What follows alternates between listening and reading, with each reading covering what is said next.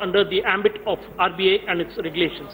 So I would like to limit my speech to 2 points. One, that the Finance Minister, citing the reason that many cooperative banks have incurred losses, and that is one of the reasons for bringing it, and the other being the RBI having the power to control the chairman and reconstitute the bodies of the board of directors. So coming to the first point of incurring losses, so I would like to differ. I would like to give an example of Tamil Nadu, where we have 128 cooperative banks which have been running very successfully, and only 9 of them have been reporting losses. And these 128 out of these which have been making huge profits have recorded a margin of deposit of 7,000 crores. So this argument doesn't lie. And if by the Finance Minister's statement citing that 277 banks, cooperative banks are in losses, fine. If it is in losses, the main losses are due to the natural calamities, the famine, the drought, and so many other reasons which the government has to step in and to empower them. But this has not been seen done. And to take a good example, the 4 Dravidian states of Telangana, Andhra Pradesh, Karnataka, and the Kerala, and the state which upholds the principle of Dravidian, Tamil Nadu and Pondicherry, have proven successful models in having these cooperative banks. Why doesn't the government take models from these and implement them?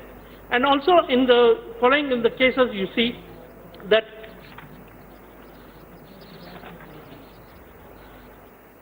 in Tamil Nadu, where we have been leaders in education, healthcare, gross enrollment ratio, employment, and in so many other sectors, and especially to top it up in social empowerment. But a secret to the central government is, if you want to be leaders in any of these fields, it is better for you to follow the Dravidian model of methodologies of implementation of these processes throughout India, which have been brought under the Dravidian regime in Tamil Nadu, especially under the great visionary leader, Dr. Karunanidhi. And it was during his tenure, Dr. Kalaignar, that the agriculture waiver loan of rupees 7,000 crores was waived off to the benefit of the agriculturists. And also it was during our party DMK leader, M.K. Stalin, that in my district, Dharmapuri, the self-empowerment of the women's group was first initiated, and it was successfully shown. And also, we have, regarding the cooperative banks, we have given an assurance of waiving of the agricultural loans, the jewel loans, the education loans, as and when we come to power with the cooperative banks. So now this will be seen as an infringement of the state rights.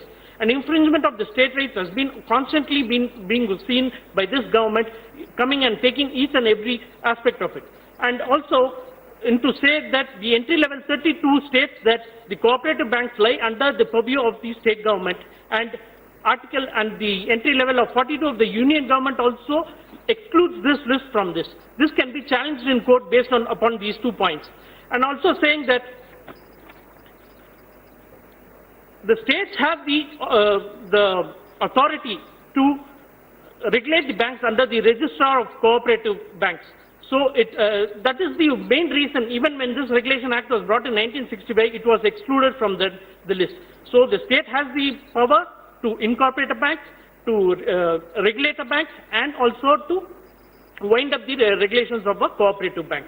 As far as the second part of empowering to nominate a chairman or to reconstitute the bodies, I would like to say that this government is undermining the process of democracy for a very, very long time. The RBI is already overloaded with so many other works, and strenuous work has been there. And now, in spite of the regulation of banks, if we are going to step in with the regulation of even the cooperative banks, there is going to be an overload of the RBI. And the incompetence of this government is seen in the lack of the interest in recovering the bad loans from the likes of Malayas and Modis, but to go after the agriculturists and to get back their loans.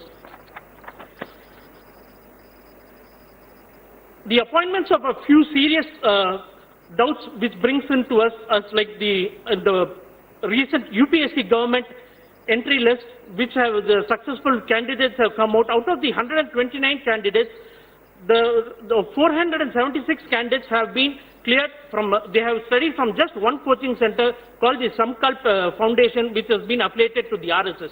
So regulation of the independent bodies by officers bringing in from such foundations also raises a big doubt to us. Dharmapuri நாடாளுமன்ற உறுப்பினர் doctor Senthilkumar திமுகவை சேர்ந்தவர் நாடாளுமன்ற மக்களவையில் பேசிய காட்சிகளை பார்த்தோம். அவர் பேசியதன் முக்கிய அம்சங்கள் என்னென்ன அப்படின்னு சொல்லி பார்க்கும் பொழுது, இது வங்கி முறைப்படுத்தும் சட்ட திருத்த மசோதா தொடர்பாகத்தான் நிறைய பேர் பேசினாங்க. இதுல அவரும் பேசினார். அவர் என்ன சொல்றார், இந்த மசோதாவை நான் எதிர்க்கிறேன் அப்படின்னு சொல்றார். காரணம் என்ன?